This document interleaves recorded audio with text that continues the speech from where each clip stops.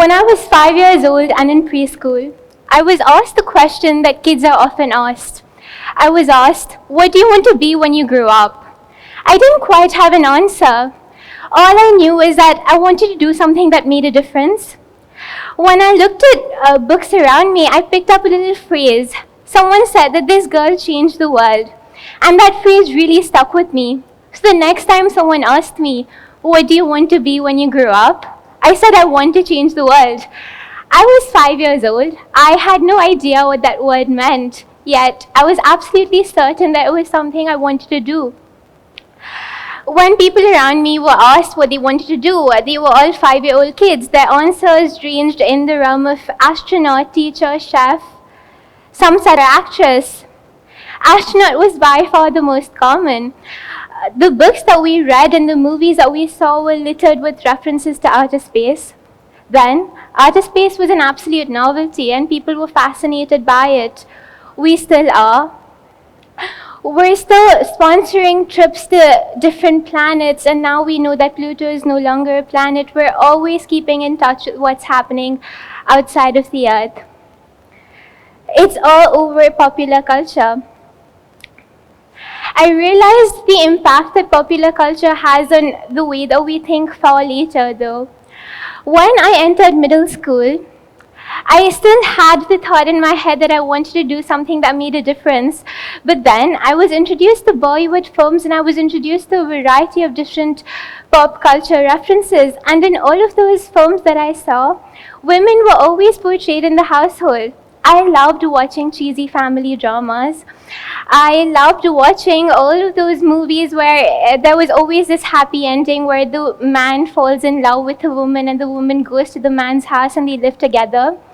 But in those movies, the man always worked and the woman sat at home and she cooked meals for her husband and she cooked meals for her family. I have immense respect for women who do that. It takes a lot of courage to be able to run their households, to cook meals for their families and children, to coordinate everyone's schedules. It is a lot, but I always wondered if those women had separate ambitions outside of what they were portrayed to do on TV. They cooked tea with the widest smile on their faces and they put the tea on trays and they went with it to their children and to their husbands and they just looked so happy while doing it, and I always kept wondering, don't they want to do something more with their lives? It is a really noble deed to take care of their households, but I always wondered, why isn't there something more? Why aren't women doing something in the office when men do the same thing? And the thought just stuck in my head and I wondered, is it wrong for me to want to do something beyond that? When I was young, I had the ambition of doing something that would potentially change the world, but I couldn't do that if I was sitting in the house and making tea all the time. Much later, I realized that women can do what they want. When I saw people like the President of India was female when I was in middle school, and I saw that happen, and that reinforced my belief that yes, women can do it. Women have the ability to do what they want. Later, I saw a woman become the president of PepsiCo, which is one of the world's largest global conglomerates. And that enforced my belief that gender really isn't a barrier to ability. Gender is never a construct when it comes to ability, but gender poses a construct when it comes to social norms and gender roles. You know that you can do it, but the people around you, the norms that you see around you, they make you pause and they make you think. There are other social constructs where you have to take care of your family. It's usually women who have to do that in India. It's usually women who are supposed to take care of children. That responsibility is automatically delegated to them without a second thought. If you think about it, how many of you have moms who stay at home and how many of you have dads who go to work?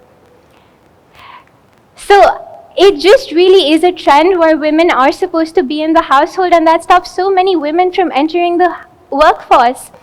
In 2005, only 26% of the workforce comprised of women. In 2020, the percentage dropped to 20. It was a massive decline, which is shocking considering that there have been so many women empowerment opportunities by private sectors, by the government. So it's really shocking. Why are women dropping out of the workforce at such large rates? Women have proven their ability. When you see people like the president and when you see people across the globe proving their mettle, yet all these gender norms, social constructs, and very high opportunity costs prevent women from accessing their full potential. One of the biggest opportunity costs for women to enter the workforce is healthcare. Healthcare, especially when it comes to childbirth, PCOS, PCOD, and thyroid, is a big barrier for women to enter the workforce. If you're supposed to take care of all these health ailments and the infrastructure does not exist to support women in that area, they're not able to give all of their ability to the workforce, and they're often treated disposably. When it comes to being treated disposably by the workforce just because of gender, I saw someone who was treated this way, someone I look up to very much. I refer to her as Shakti because to me, she is the embodiment of bravery. Shakti was extremely highly educated, extremely intelligent, and she worked very, very hard. She worked at one of the foremost corporations of India, and she was 30 years old. And she worked exceedingly hard. She devoted 12 hours every single day to her work, to her job. Yet, when she gave birth to her child, she had some complications, healthcare complications, due to which she had to take some time off. Because she had to take time off, the company let her go. There was no healthcare infrastructure in place for Shakti to be able to work at the same time and to take care of her health ailments. So she simply had no option. Yet, she was treated disposably by the company to which she had given so much. Shakti is not an anomaly. There are so many other women in our country who have massive potential yet aren't able to join the workforce, yet they're forced to leave the workforce. And there isn't exactly one way we can fix this, but a small way is for all of us to talk to the people around us, to have conversations, to encourage them. Talk to someone who lives in your house, talk to your grandmother, talk to your older relative, ask them what their dreams were, ask them what their aspirations were. If they're unwell, help them get access to telehealth services. Telehealth services are a great way through which women can even attend their work and have access to healthcare at the same time. Many older women don't have access to the internet services needed to access telehealth. So if you help them do that, it would potentially change their entire lives.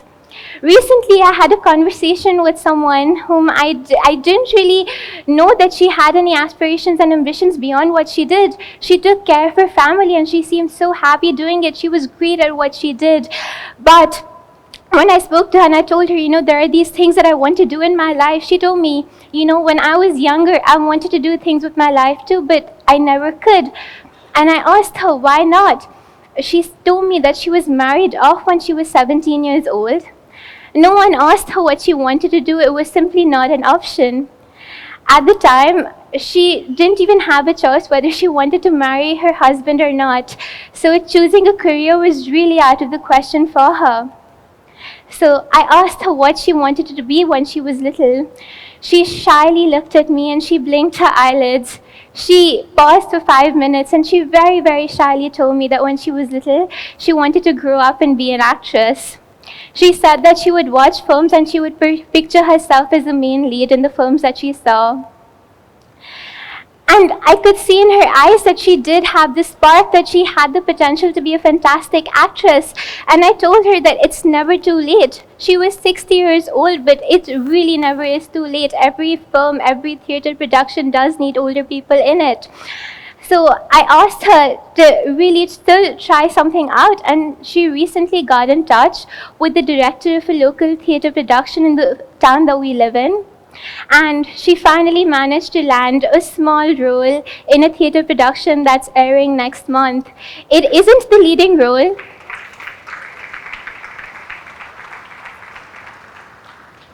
It isn't the leading role. It's just a small character role, but it's the beginning, and I know that she will scale great heights one day. It just takes a little bit of encouragement for people to realize their dreams. Conversations can truly change people's lives. And as for my childhood dream of changing the world, I have come to realize that even impacting one single life has the potential to change the world. Having an impact on one person's life, to me, is the same as changing the world.